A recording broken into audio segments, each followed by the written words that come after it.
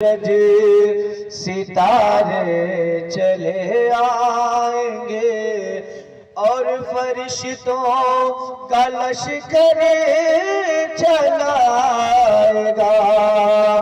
چاند سورج ستارے چلے آئیں گے اور فرشتوں کا لشکر چلا آئے گا. گر اشارہ میرے مصطفیٰ کا ہوا، گر اشارہ میرے مصطفیٰ کا ہوا، ڈوبا سورج بھی واپس چلا آئے گا. سبحان اللہ سبحان اللہ. ستارے چلے آئیں گے اور فرشتوں کا لشکر چلا آئے گا. چاند بے شک ستارے چلے آئیں گے، چاند سورج ستارے چلے آئیں گے. یہ تھی میرے مصطفیٰ کریم علیہ الصلوۃ والتسلیم کی طاقت، یہ تھی میرے نبی کا پاور. علامہ شیخ تفتازانی نے بہت پہلے فرمایا تھا، ان الاسلام کان فی اول امرہ شریعتا وآخر الزمان کان امرہ حقیقتا.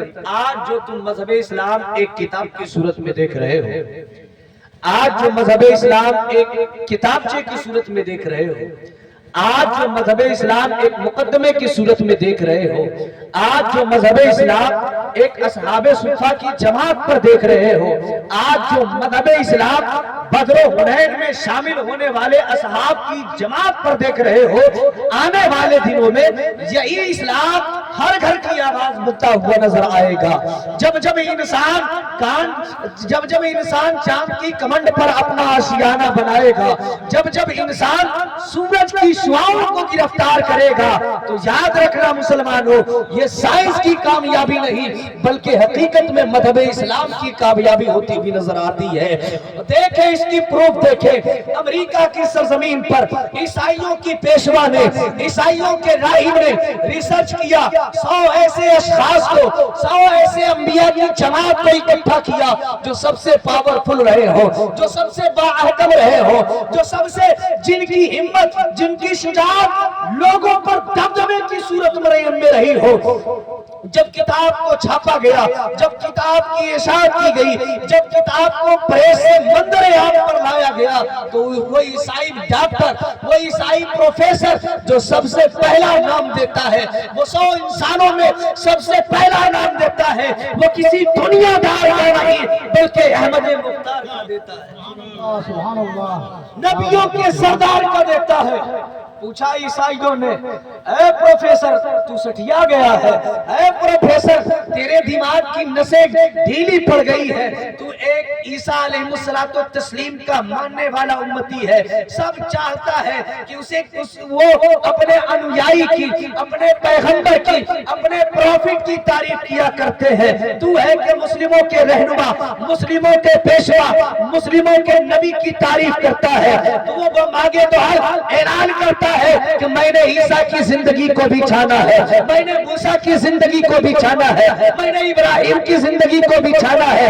ابراہیم تیری حقانیت اپنی جگہ تھی، اسماعیل تیری ذبیحیت اپنی جگہ تھی، عیسیٰ تیری روحانیت اپنی جگہ تھی، موسیٰ تیری تکلیمیت اپنی جگہ تھی، مگر جناب محمد رسول اللہ کو ایسے زمانے میں مبعوث کیا گیا جس زمانے میں زندہ درگور بھی کیا جاتا رہا ہے، جس زمانے میں بیواؤں کو ان کے شوہروں کی عقی پر جلنے پر مجبور بھی کیا جاتا رہا ہے، جس زمانے میں لوگ خدا کی پرستش نہیں کیا کرتے تھے، उस जमाने में आए और आने के बाद नबी की जात ने फरमा दिया, ऐ लोगों आओ खुदा की तरफ। जब इस्लाम आया, आने के बाद लोग इस्लाम में दाखिल होते गए, लोग दाखिल होते गए तो उनसे पूछने वालों ने पूछा था, ऐ सिद्दीक़ अकबर आप खुदा को मानते हैं, कैसे मानते हैं? ऐ उमर फारूक आप खुदा को मानते हैं, कैसे मानते हैं? ऐ उस्मान ज़ुन्नुरैन आप खुदा को मानते हैं, कैसे मानते हैं?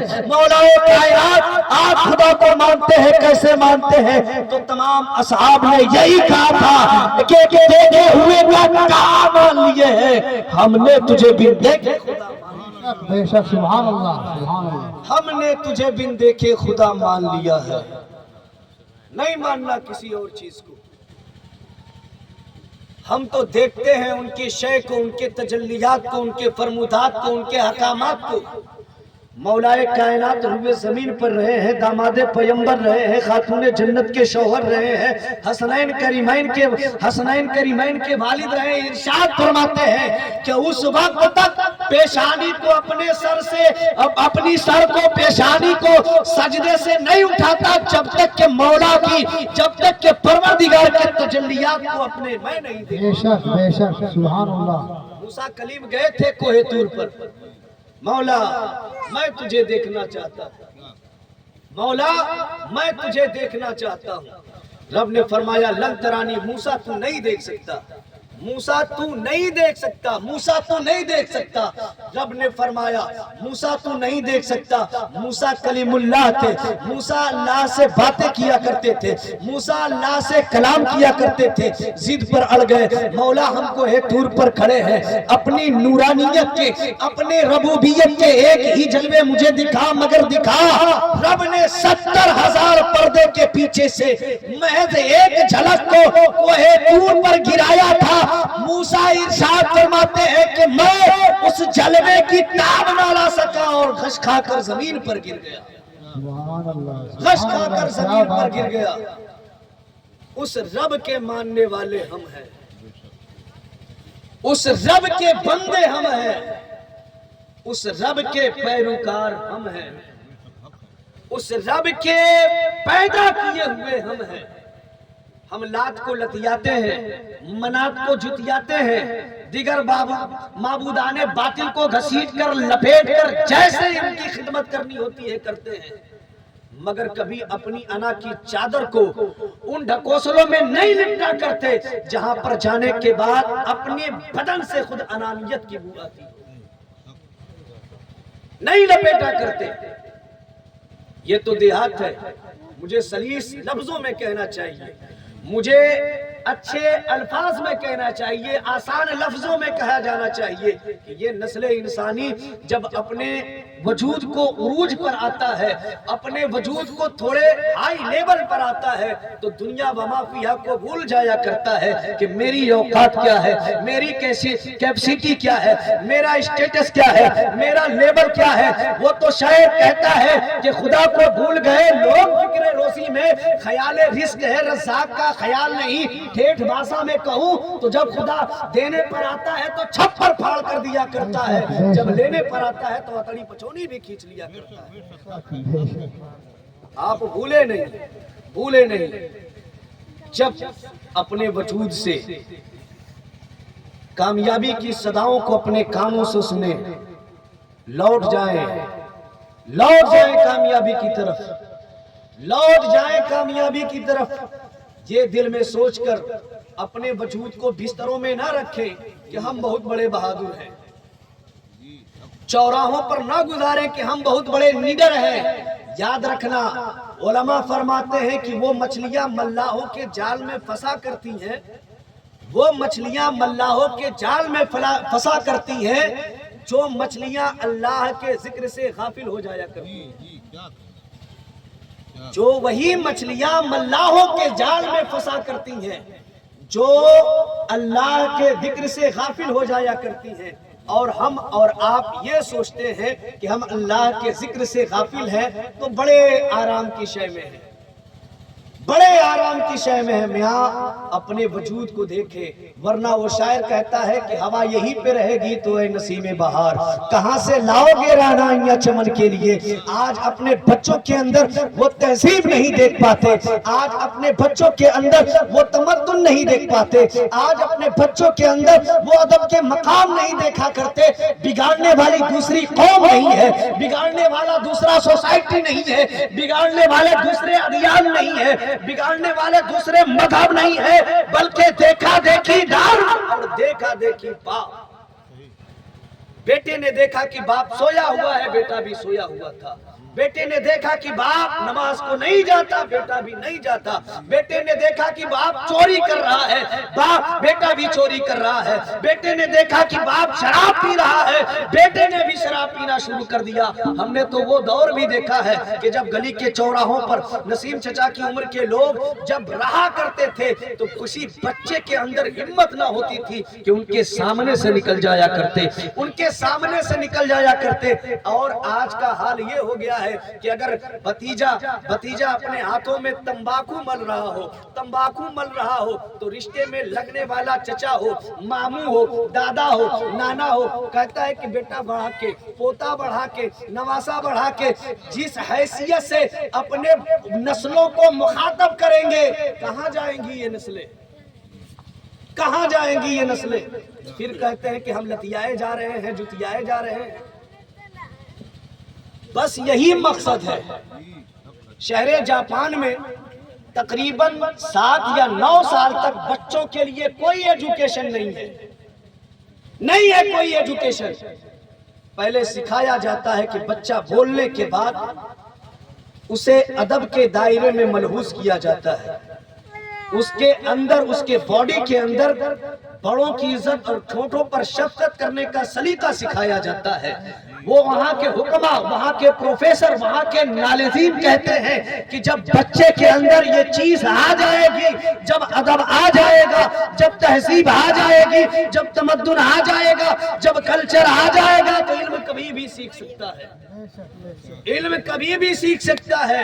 अदब से ही इंसान इंसान है, अदब जो न सीखे वो हैवान है, अदब जो न सीखे वो हैवान है। जरूरत इस बात की है, ये तो महफिल शादी की है, उरियानियत इतनी हुआ करती है कि जिसकी भी कोई मिसाल नहीं मिला करती। हल्दी के लिए बरसाती मेढक की तरफ लोग, पूरे घर के अहले खानदान, नया मॉडल जमाना गुजरा है। एकदम बरसात में जैसे बरसाती मेढक टर टर करके निकला करते हैं, पीले पीले ब्याही नहीं, हल्दी के रस्म में पूरे खानदान वाले, ननिहाल वाले, ददियाल वाले, खुबियाल वाले, सब लोग पीले कपड़े पहनकर टर टर करते हुए नजर आते हैं। ये कहां से रस्म आई है, कहां से आई है रस्म? मेहंदी की रस्म अदा करते वक्त तमाम लोग मेहंदी कलर के कपड़े पहना करते हैं, कहां की रस्म है? अब तो एक ही डर है नसीम चचा कि कहीं शादी जो निकाह के वक्त निकाही लिबास पहना जाता है, अहले खानदान ऐलान ना कर दे कि हम भी निकाही कलर का पहनेंगे, बड़ी फजियत हो जाएगी। हवा यहीं पे रहेगी तो ऐ नसीमे बहार, कहां से लाओगे रानाइयां चमन के लिए। हमने गैर को देखकर, सिर्फ अपने माहौल में, अपने सोसाइटी में, अपने इलाके में गैरों के तहजीब को देखकर, गैरों के कल्चर को देखकर, गैरों के अहवाल को देखकर अपने घरों में जो घरोंदा तामीर कर रखा है, याद करना ये तुम्हें हौलनाकियों की तरफ ढकेलने वाली बातें हैं, ये तुम्हें हौलनाकियों की तरफ ढकेलने वाले अहवाल है। वरना हम तो वो कौम के सिपह सालार थे, हम तो वो कौम के बाशिंदे थे, हम तो वो कौम के जानने और पहचानने वाले थे कि लोग दांतों तले उंगलियां चबाकर ये कहा करते थे कि जब उनके गदा भर देते हैं शाहान ज़माना की झोली, मोहताज जब ये आलम है मुख्तार। सुभान अल्लाह, सुभान अल्लाह, सुभान अल्लाह।